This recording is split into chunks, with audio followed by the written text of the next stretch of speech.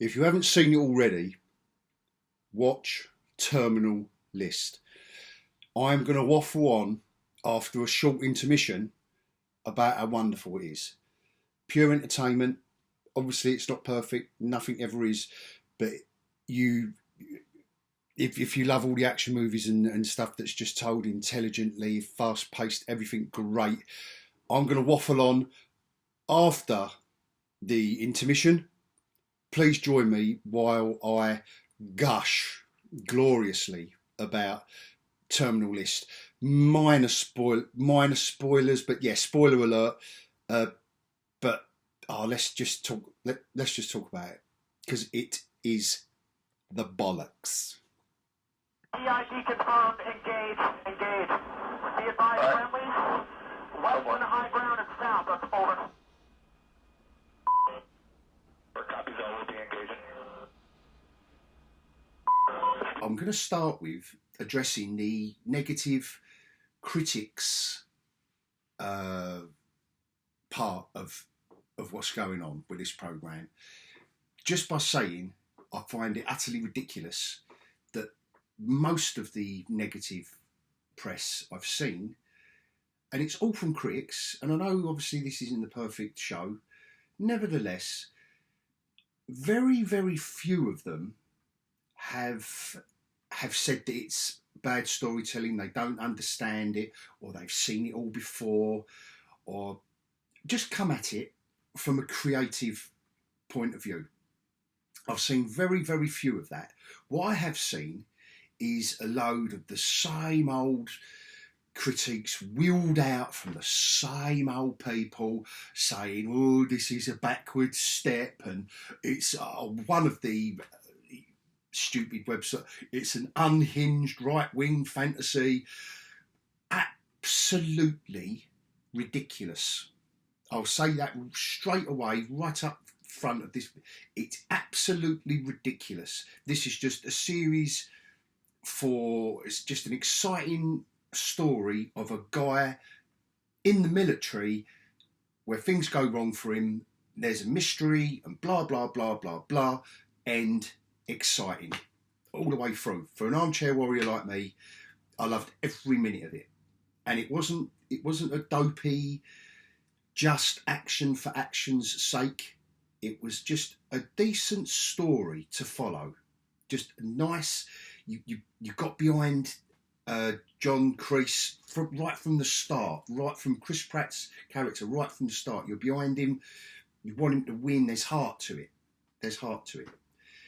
Every character in it, talking of heart, is uncompromising. All the acting performances are superb. From Chris Pratt, Taylor Kitsch, everything I see him in recently, he just seems to be getting better and better. The FBI guy in it, Constance Wu, who plays the journalist, all the performances are strong, and all of their characters, every character in this, there is not one weak character that shouldn't be there.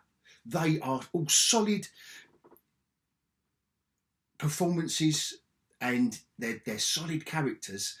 And like I say, uncompromising. That's the best word I can think of for this whole series to be. It's uncompromising because they're all human beings with their jobs. It's obviously, this isn't real life stuff. Of course it isn't, but it's set in the real life modern day, and you aren't going to get any closer than this. I don't. The fact that Jack Carr, the writer of the book, had 20 years in the services of SEAL teams, and he'd done a few other bits and pieces.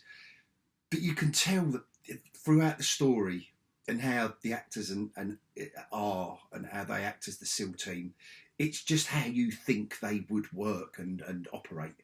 Because obviously none of us know unless we've been in a SEAL team. So I really did enjoy it from that point of view.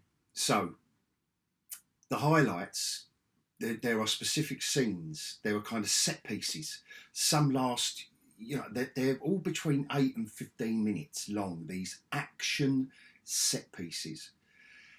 There are some smaller ones as well. There's just the way everyone moves through especially Chris Pratt, you can tell that they've had the military advisor on board, and it's just great how they do some of these scenes. One of them is Antoine Fuqua.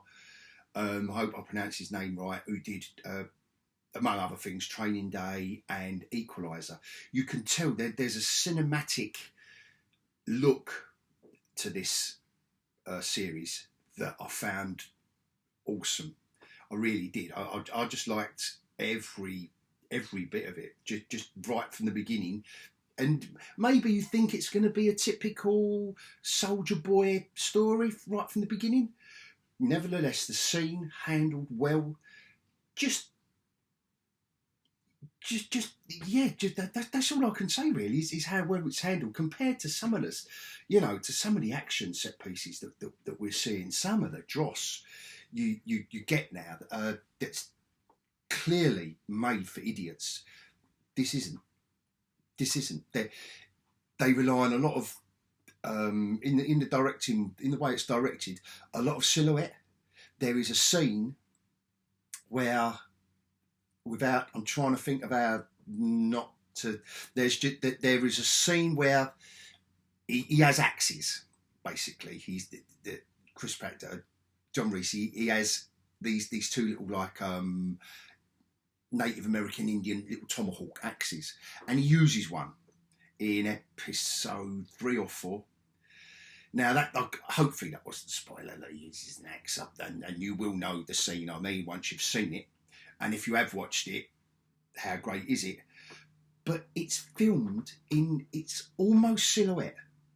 It's down to silhouette. The fact that you know the two people are in this scene, the fact that you know what's happening to the axe thanks to the sound department, but handled in silhouette. It is a gratuitous scene, but not gratuitously achieved.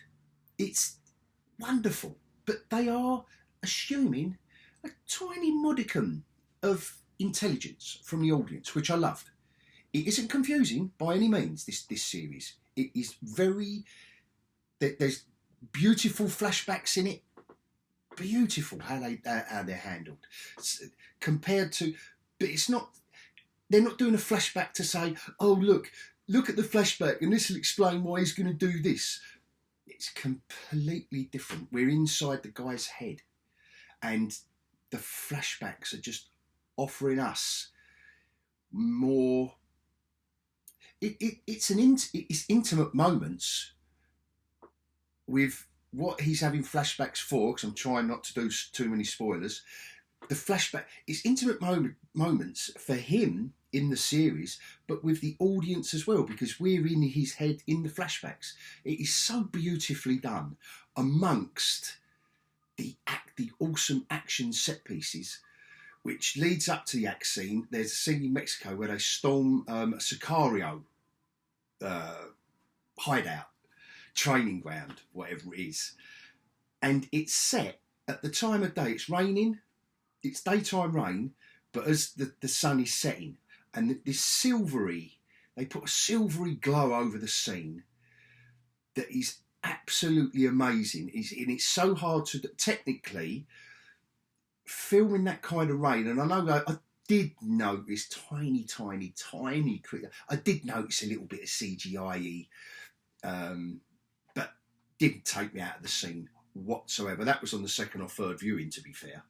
Well, I noticed a bit of CGI rain because now I'm getting right into the detail, but that's how much I loved it, and I still do. I do not care that they added a little bit of, they accentuated the scene with a little bit of CGI rain. I do not care, because the scene is amazing, and again, how the guys move through the scenes and the editing, the soundtrack, the performances. You can't just walk around with a gun and make it look great. You need to. It was just very, very. They had obviously had the money because it's Amazon, but you've got to take the time and put the hard work in, and everyone involved in this program did. They really did. So that Mexico scene. There's another scene where he reverses his car into another car, and just the way he moves, it's just him getting out of his car, changing his magazines and all that. And I know this all said, but I am a geeky old hog. But what these little details do is get you properly involved. You're not thinking about Chris Pratt and how he flies a spaceship in his other films. You're there with him as a SEAL team member, and he's got to do this, and oh, now he's on the run, and the journalist is there, and the FBI bloke, and his second in command. Just though they are, again, they're just straightforward in the job they've got to do, and you're thinking, oh, perhaps, a little bit when they find out his story, they're going to realise he's a good guy. No, they just keep on these FBI guys, and they're not horrible. They don't portray them as horrible. Even the FBI guy, the main one, I forget, Pardo, I think it's Jay. Anyway, I don't know. I think his surname's Pardo, who plays the FBI, the leader. And his performance, just great, straight on, but he's also he's not a little weedy. They don't make any characters the light part of there's your little moments in it, but other than that, no one has said, oh, really, we need a funny character in it just to lighten the mood every now and then, and tell some jokes at the end of the really dark. No, they didn't. Like I said, uncompromising entertainment by far. The Mexico scene, and one of the other standout scenes is that there's a street hit in San Francisco where he knows where one of the guys who's on his terminal list is going to be. He's got his team of bodyguards around him. Like I say, you might think I'm being vague with these scenes, but I just wanted to make people watch it who might not have done by now, because I'm a bit late in this video. But nevertheless, I'm keeping it vague because I'd rather you get the most out of it. Once these scenes come along, you'll realise, oh yeah, that's what the geekyOlhog was on about.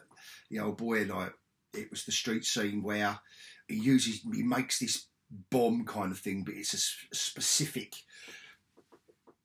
targeting thing. And again, how his target's team around him operate, how they move, how they reverse the cut. Everything is just on point with everything.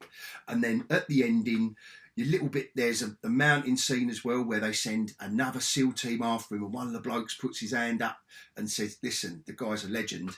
You sure this is the best way to handle things? Just nice little touches like that kind of build up. Without him, we've already seen him in action, but without seeing him do too much, you've got these guys, these are SEAL team members, and one of them goes, oh, actually, he's a bit of a legend. Like, are you sure this is what we want to do? It's going to take a lot to bring. And sure enough, he proves it. I said Crease then, that's a different video. I'm going to do a Cobra Kai one. But forget I said Crease, I mean Reese, up the top of the mountains. And a bit of a Rambo moment. And there are moments where you think, oh yeah, this is like a Rambo for the modern day. But I'll say Rambo for the modern day, but the first film, First Blood, he was an intelligent operator. I mean, these guys who are portrayed in films and TV like that, they are intelligent men. They're intelligent. They can't operate at that level and stay alive and do their mission and come back without being very, very extremely well-trained individuals and intelligent. So I think that's about it. I'm going to wrap it up there. It ends on a high as well. There's a few bits there that you're kind of expecting. They're not twists. They're not plot twists. You're kind of expecting it by the time it happens, but also handled very, very, very well. The amount of violence and kind of like blood and squibs going off and bullets hitting people that you see, there are certain moments where they've considered that it'll be more impactful by pulling away. So right at the end of it, right at the end of this series, you may have guessed what's coming, or may not, but nevertheless, they just pull away from the scene. You hear a couple of gunshots because you've seen what they've set up. Boom. Beautiful. beautiful. The build up of tension in the scenes as well. There are certain scenes that I'm saying are 8 or 10, 15 minutes in and of themselves, like action wise. The action might only be 3 or 4 out of that, but the scene for me build that when the tension starts building up in one of the scenes where he's in a van and one of his mates is in another van, and just the way they set up, and you're wondering whether the FBI know they're going to be there, and just that build up of tension with the editing. And it's not all quick cutting, but it needed it there a bit because you didn't know who the FBI were following, like whether it was him in his van or her in her van. So, but it's not all quick cuts and pop kind of goes the weasel kind of editing all the way through, and you have a headache. I binged this really, really quick. I just couldn't wait. Just couldn't wait. Can't rate it highly enough.